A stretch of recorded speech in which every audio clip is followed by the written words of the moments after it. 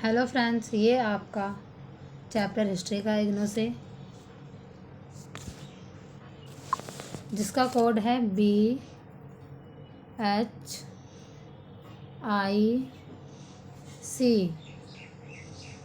133। ये इसका कोड है आपका हिस्ट्री का। ये आपका पार्ट 3 है, जिसके अंदर हम करेंगे भवन निर्माण चूनागारा।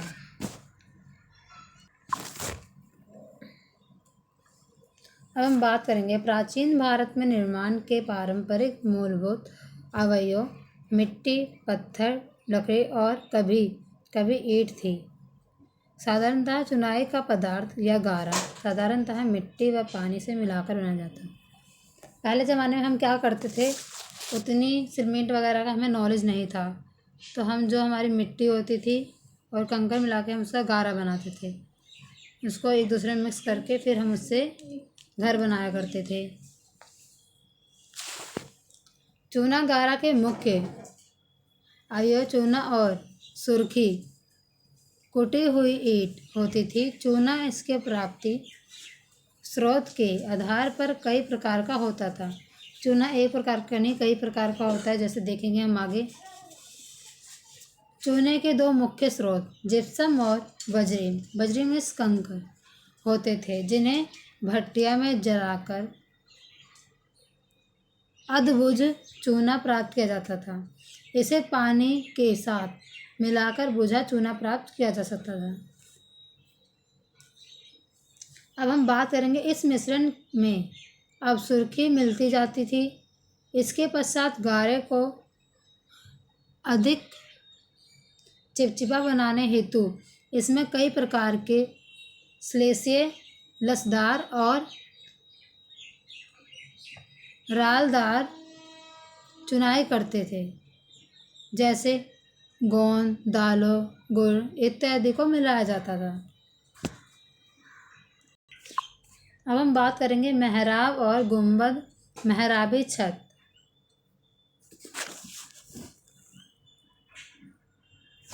चूने गारे के प्रयोग का एक परिणाम ईंटों के अधिक उपयोग के रूप में निकाला, क्योंकि इसने ईंटों के भवनों को अधिक टिकाऊ बना दिया। जो हमारे ईंट के भवन थे, उससे आपको पता है वो मजबूत ज़्यादा होते हैं।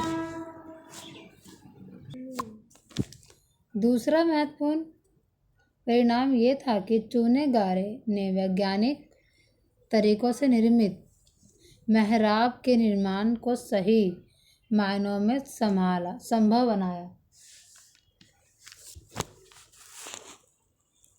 जैसे कि आप जानते हैं, कुषाण मध्य एशिया से यहाँ आए थे। अंत एव में वे मेहराब निर्माण से परिचित थे।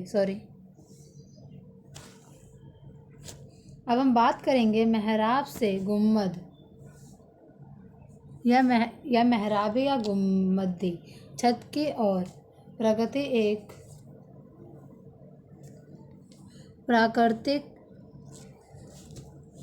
विकास क्रम था, क्योंकि गुम्मद निर्माण बिना मेहराब के ज्ञान के संभव नहीं था। इसीलिए यह कहा जाता है कि एक गुम्मद वास्तव में 360 डिग्री पर बनी एक महत्वपूर्ण मेहराब है। दूसरे शब्दों में, गुम्मद का निर्माण वैज्ञानिक तरीकों से बनाई गई मेहराबों के प्रतिच्छेद के सिद्धांत पर किया जाता था। ध्यान रखें, गुम्मदों की समानता भ्रमवश बौद्ध स्तूपों के साथ ना की जाए। 17वीं शताब्दी में भवन निर्माण की दिशा में कोई महत्वपूर्ण नवीन प्रगति नहीं हुई, परंतु इस काल में भवन का नक्शा बनाने की प्रथा चल पड़ी थी।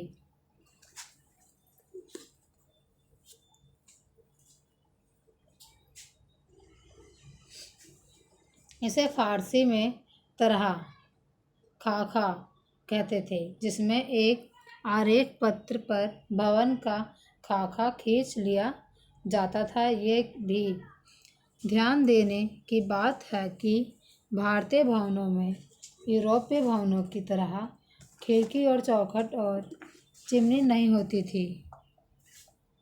ये तो आपको समझ ही आ गया होगा। भारत और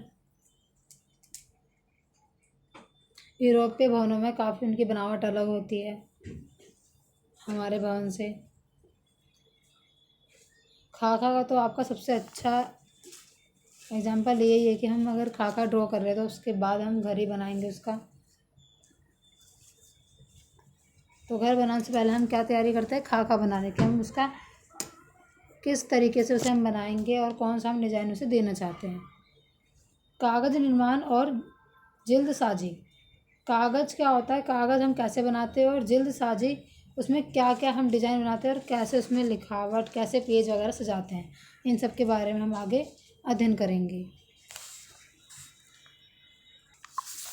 अब आप जान गए हैं कि बाहर से आए मुसलमानों ने किस प्रकार इस्लामिक सांस्कृतिक क्षेत्रों में विकसित हुई। विभिन्न प्रकार की तकनीकों और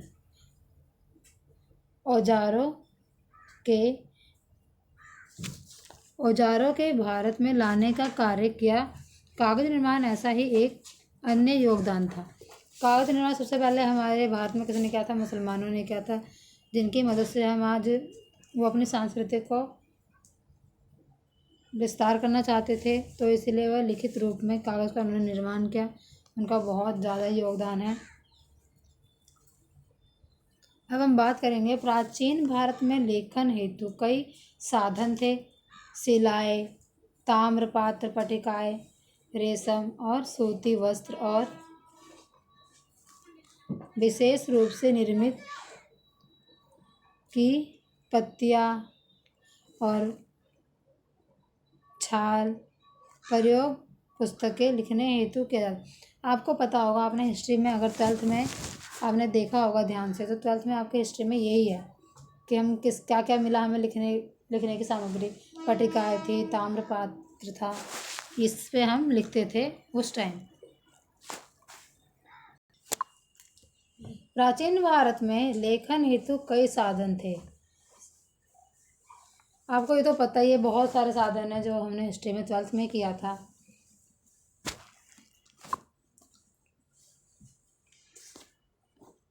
अब हम बात करने जा रहे हैं कागज़ का निर्माण सर्वप्रथम पहली शताब्दी के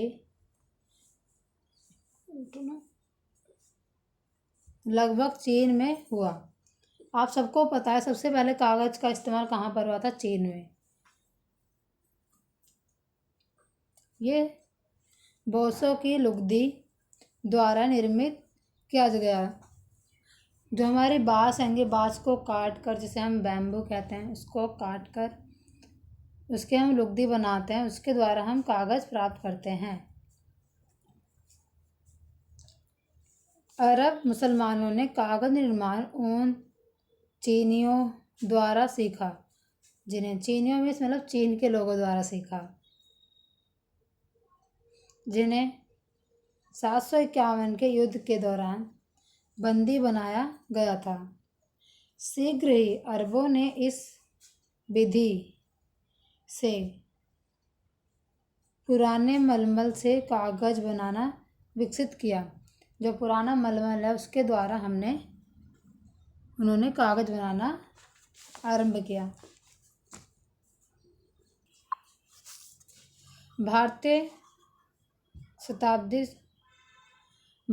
शायद 7वीं शताब्दी में कागज़ के बारे में परिचित थे, परंतु उन्होंने इसका उपयोग कभी भी लेखन सामग्री के रूप में नहीं किया। जब चीनी यात्री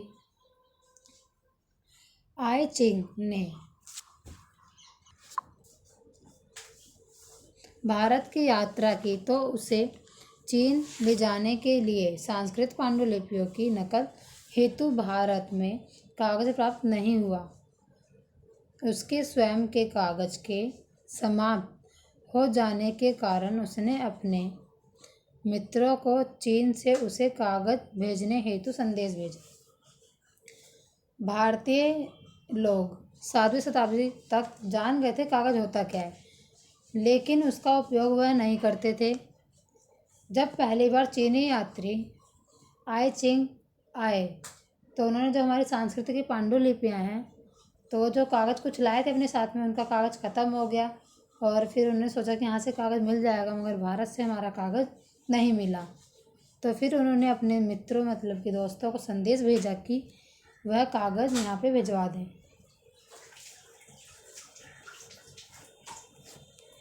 दिल्ली सल्तनत के काल में कागज़ का कई उद्देश्य के लिए प्रयोग होता था, विशेषतः पुस्तकों, फरमानों और विभिन्न व्यावसायिक तथा प्रशासकीय दस्तावेज हेतु। आप सबको पता है लिखित रूप में ये सब हमें उपलब्ध था उस टाइम,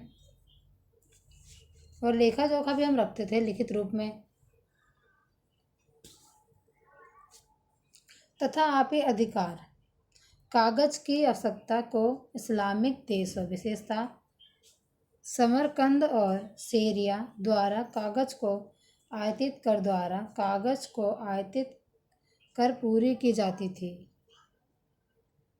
आपको समझ आ गया, आयातित कर एक कर होता था जिसको कागज़ पर लिखा जाता था, उसके द्वारा ये विधि पूरी की जाती थी।